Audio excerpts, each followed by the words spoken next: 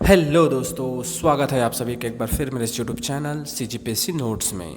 दोस्तों, पिछले वीडियो में हमने छत्तीसगढ़ लोक कला के अंतर्गत छत्तीसगढ़ी लोक गाथा और छत्तीसगढ़ के लोक गीतों के बारे में अध्ययन किए थे, जो कि एग्ज़ाम के लिए बहुत ही इम्पोर्टेंट है।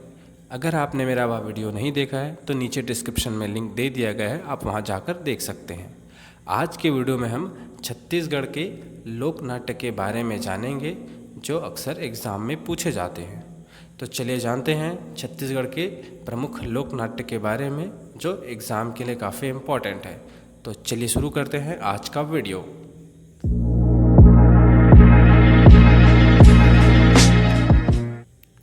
तो दोस्तों, चलिए शुरू करते हैं आज का वीडियो और जानते हैं छत्तीसगढ़ के प्रमुख लोक नाट्य के बारे में।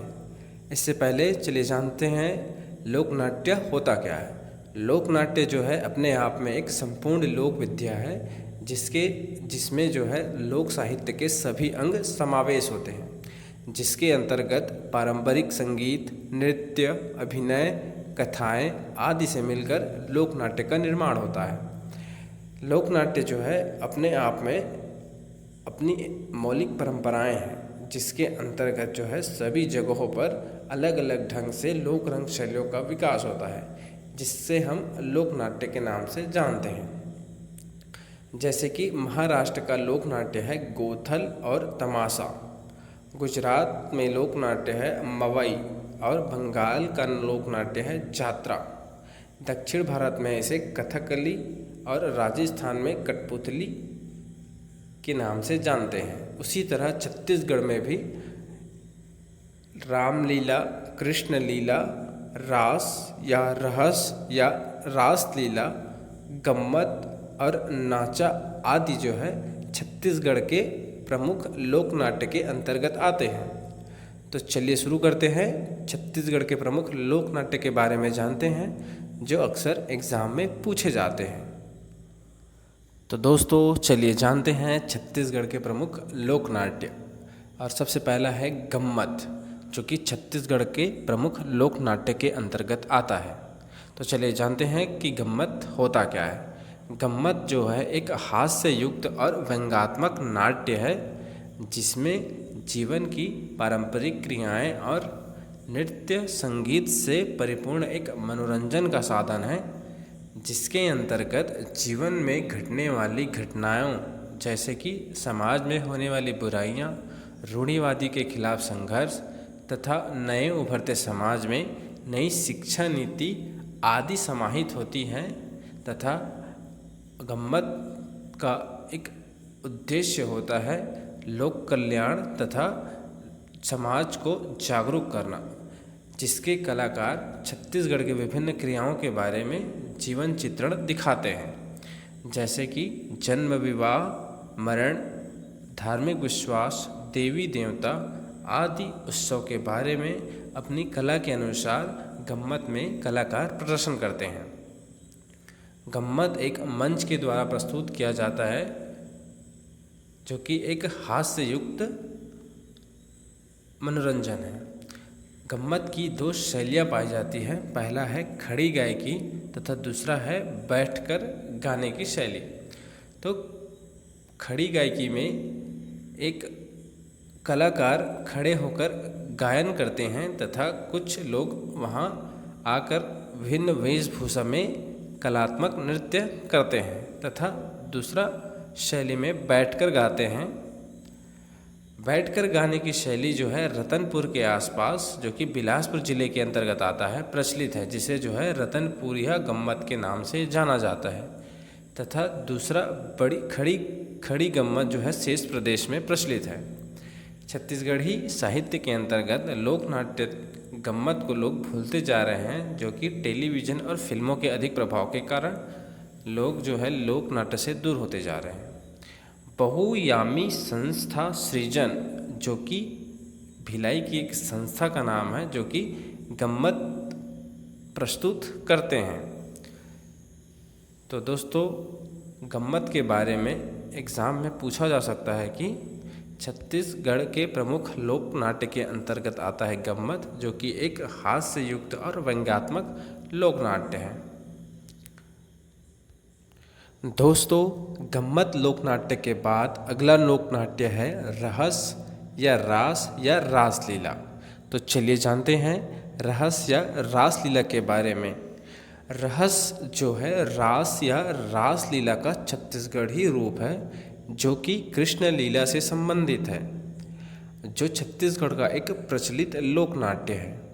रहस में कंस और कृष्ण के जन्म से लेकर कंस वध तक विभिन्न लीलाएं एक मंच के द्वारा प्रस्तुत किया जाता है। रहस ज़्यादातर गाँव में इनका आयोजन किया जाता है, जिससे गांव वालों को कृष्ण लीला से अवगत कराया जाता है।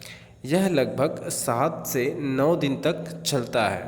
यह अक्सर रात्रि में किया जाता है। छत्तीसगढ़ में रहस की बाबू रेवाराम की पांडुलिपियाँ जो है प्रचलित है। छत्तीसगढ़ में रहस जो है बिलासपुर संभाग में अधिक लोकप्रिय है। इस आयोजन का आरंभ जो है एक खंभ या पोल जिसे कहते हैं लगाकर आरंभ किया जाता है। नाटक का संचालन का कार्यभार राजधारी का होता है, जो कि कथा वाचन व संगीत का निर्देशन भी करता है। तो दोस्तों, रहस या रासलीला से एग्ज़ाम में यह क्वेश्चन पूछा जाता है कि रहस या रासलीला किससे संबंधित है। तो रास या रहस जो है कृष्ण लीला से संबंधित है, जो कि एग्ज़ाम में कई बार पूछा गया है। इसके बाद छत्तीसगढ़ में रहस जो है बाबू रेवाराम की पंडुलिया प्रचलित है, यह भी एग्ज़ाम में आ सकता है। और रहस जो है प्रायः बिलासपुर संभाग के अंतर्गत अधिक लोकप्रिय है। तो याद रखिएगा, एग्ज़ाम के लिए यह बहुत ही इम्पोर्टेंट है। दोस्तों, रास या रासलीला के बाद अगला प्रमुख लोकनाट्य है नाचा। नाचा जो है छत्तीसगढ़ का प्रमुख लोकनाट्य है, जो छत्तीसगढ़ का पारंपरिक लोकनाट्य के अंतर्गत आता है। इस नाट्य में सामाजिक कुरीतियों, समाज में व्याप्त विषमताओं और ढोंग आडंबरों आदि पर एक नाटक के द्वारा उजागर किया जाता है तथा समाज और लोगों को यह सीख दी जाती है कि इन सभी बुराइयों से हमें किस प्रकार बचकर या बचाकर चलना चाहिए तथा अपनी समाज व संस्कृति को किस प्रकार रक्षा करनी चाहिए। तो नाचा में कलाकार जो है अपने चेहरे व हाथों का अधिक प्रयोग करते हैं तथा नाचा में एक जोकर की अहम भूमिका होती है। छत्तीसगढ़ में नाचा जो है प्रमुख रूप से दुर्ग, रायपुर और राजनांदगांव जिलों में अधिक प्रचलित है तथा नाचा के जो प्रमुख हैं वो दुलार सिंह मंद्रा जी हैं, जो कि एग्ज़ाम में कई बार पूछा जा चुका है। तो दोस्तों याद रखिएगा, नाचा लोकनाट्य से संबंधित एग्ज़ाम में यह पूछा जाता है कि नाचा के प्रमुख जो है दुलार सिंह मंद्रा जी हैं और नाचा जो है समाज के प्रति व्याप्त विषमताओं और ढोंग आडंबरों से संबंधित है तथा याद रखिएगा, नाचा के अंतर्गत इसमें जोकर की एक अहम भूमिका होती है, जो कि विभिन्न कलात्मक क्रियाएं करते हैं। दोस्तों, अगला लोकनाट्य है दही कांदो लोकनाट्य। दही कांदो लोकनाट्य जो है छत्तीसगढ़ के मैदानी क्षेत्रों के आदिवासी द्वारा मनाया जाता है। दही कांदो प्रमुख रूप से कृष्ण जन्माष्टमी के अवसर पर दही कांदो का नाट्य करते हैं। यह कर्मा और रास के संकलित प्रारूप है। दही कांदो नाट्य जो है प्रमुख रूप से कदम या किसी वृक्ष के नीचे राधा कृष्ण की मूर्ति स्थापित करके इसके चारों ओर नृत्य किया जाता है तथा बड़े ही उल्लास के साथ कृष्ण लीला मनाया जाता है। तो दोस्तों याद रखिएगा, दही कांदो जो है कृष्ण जन्माष्टमी से संबंधित है, जो कि आदिवासियों द्वारा यह उत्सव मनाया जाता है। तो एग्ज़ाम में आ सकता है कि दही कांदो जो है किससे संबंधित है। तो याद रखिएगा, दही कांदो कृष्ण जन्माष्टमी से संबंधित है, जो कि आदिवासियों द्वारा मनाया जाता है। अगला लोकनाट्य है माओ पाटा लोकनाट्य। माओ पाटा जो है प्रमुख रूप से मुड़िया जनजाति की एक शिकार नाटिका है। माओ पाटा का अर्थ है, माओ का अर्थ सांभर और पाटा का अर्थ है गीत, जिसे सांभर गीत के नाम से भी जाना जाता है। इसलिए इस माओ पाटा को गीत नाट्य भी कहते हैं।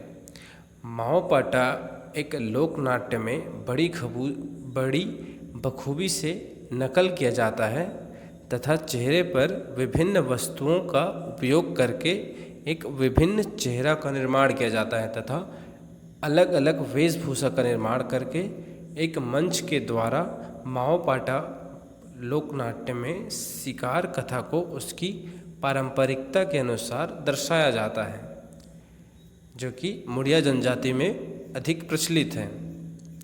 तो याद रखिएगा, एग्ज़ाम में यह पूछा जा सकता है कि माओ पाटा किससे संबंधित है। तो माओ पाटा जो है एक शिकार कथा है जो कि मुड़िया जनजाति में प्रचलित है तथा यह एक गीत नाट्य है जो कि कलाकार जो है नकल करते हैं। तो याद रखिएगा, माओ पाटा जो है शिकार कथा से संबंधित है, जो एग्ज़ाम में पूछा जा सकता है। अगला लोकनाट्य देखते हैं। अगला लोकनाट्य है भतरानाट। भतरानाट जो है छत्तीसगढ़ में यह लोकनाट्य प्रमुख रूप से बस्तर के जनजातियों में प्रचलित है। चूँकि यह उड़ीसा से आया है इसलिए इसे उड़िया नाट के नाम से भी जाना जाता है। भतरानाट में प्रमुख नाट गुरु होता है जिसके समक्ष ही नाट का प्रदर्शन किया जाता है। भतरानाट में जो है पौराणिक कथाएं होती हैं जिसमें अभिमन्यु वध, जरासंध वध, रावण वध आदि के बारे में एक मंच के द्वारा प्रस्तुत किया जाता है तथा अधिकांश नाट जो है युद्ध प्रधान होते हैं। तो याद रखिएगा, भतरानाट से संबंधित एक पिछले बार क्वेश्चन आया था कि छत्तीसगढ़ के प्रमुख नाट में से कौन है। तो भतरानाट जो कि नाट से संबंधित है, जो एग्ज़ाम में पूछा जा चुका है। अगला लोकनाट्य है खम्बस्वांग। खम्बस्वांग जो है प्रमुख रूप से यह कोरकू जनजाति के लोग करते हैं। खम्बस्वांग अर्थात खम्ब के आसपास किया जाने वाला नृत्य। कोरकू जनजाति के लोग गांव में एक खम्ब स्थापित करते हैं जिसे मेघनाद खम्ब के नाम से जाना जाता है।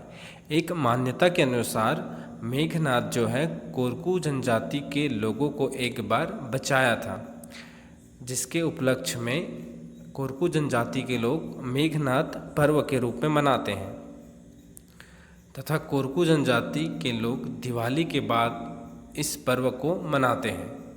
तो याद रखिएगा, खम्बस्वांग से यह एग्ज़ाम में पूछा जा सकता है कि खम्बस्वांग कौन सी जनजाति मनाती है। तो याद रखिएगा, खम्बस्वांग जो है कोरकू जनजाति मनाती है और खम्बस्वांग जो है मेघनाद खम्ब से संबंधित है, जो एग्ज़ाम में पूछा जा सकता है।